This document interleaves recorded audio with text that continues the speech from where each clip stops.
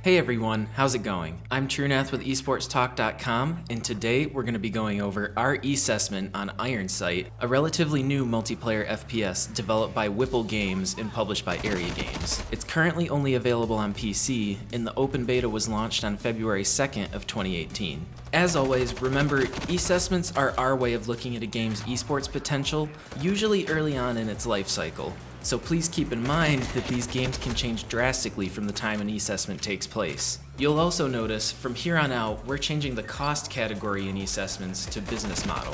It makes a little more sense for us to use the term business model instead of cost because we're evaluating multiple components and not necessarily just the sticker price. Now let's get right into things and see what Ironsight has to offer. Ironsight is a game where you can do this. Okay, so there's a bit more to the game than that. Set in the dystopian year of 2025, Ironsight pits two warring factions against each other in futuristic warfare, the North Atlantic Forces and the Energy Development Enterprise Network.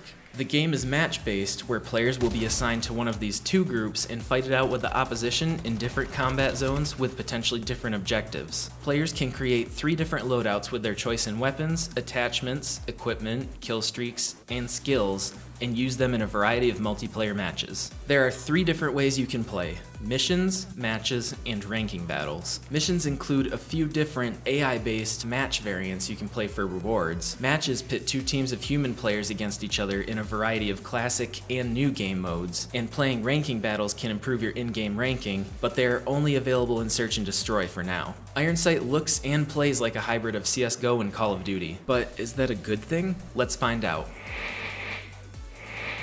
Ironsight uses a sort of freemium payment model. You can jump into the game for free, but you're going to have to put in a little effort to get the items you want. Different kinds of supply boxes can be bought with 3 different currencies. 2 of them, namely GP and chips, can be earned in the game by playing and with daily rewards. AP, on the other hand, can only be acquired with real money purchases, which can be used to buy the other forms of currency in the game and account bonuses. You can use currencies to unlock new weapons, skins, and repair your weapons since they will lose durability while you use them. Although initially it does feel as if the game is pay to win since you can only get new weapons and equipment by purchasing them with the currencies, their costs honestly aren't outrageous as long as you can find a weapon or 2 you like and stick with them. None of the weapons feel particularly overpowered, and it's more about getting your hands on what you like to use. Currencies can also be used to unlock different characters and accessories, which are purely cosmetic and don't actually affect gameplay. We rank Ironsight's business model a 4.5 out of 5.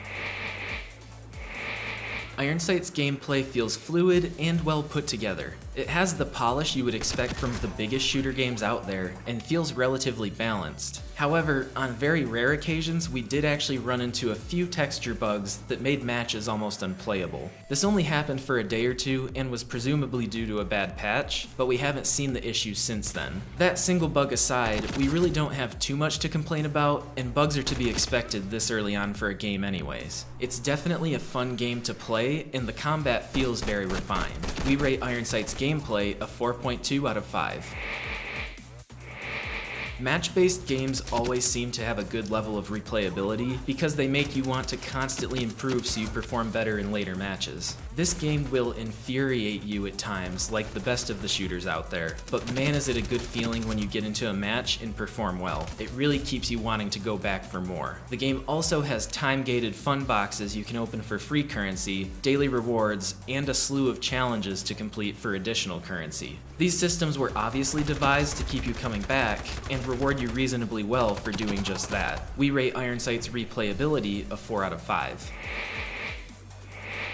Now, originality is obviously going to be where Ironsight seems to lack the most, at least in our opinion. It's a shooter through and through and borrows a lot of concepts from similar games, especially in terms of kill streaks, though we will admit the game meshes a lot of these borrowed concepts in a fun way that gives the game a relatively unique pace. There was a clear effort on the developer's part to be as original as possible in the game's design, while still keeping to the roots of the most successful shooters out there, which is not necessarily a bad thing, but does make it hard to say the game is completely original. We rate Ironsight's originality a 3.1 out of 5.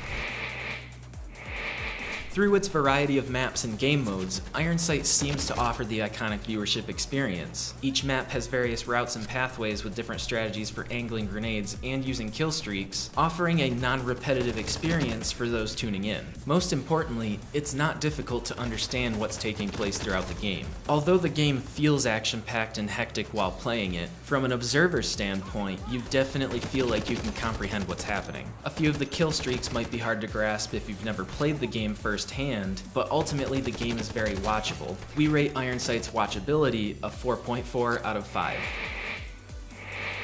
We rate Ironsight's overall esports potential a 4.0 out of 5. It's a great game to play on a frequent basis, and it's pretty fun to watch, but it doesn't feel like the most original game out there. We'd love to see a few more original elements added into the game to make it really stand out, but it's truly a fun experience as is and has the potential to go a long way if the developers listen to community feedback. That's all for now for our E-ssessment of Ironsight. Have a game you think we should do an E-ssessment on? Let us know in the comments below. Make sure you stay tuned to Esports Talk for even more esports video content. Don't forget to subscribe, and check out esportstalk.com for all your esports needs.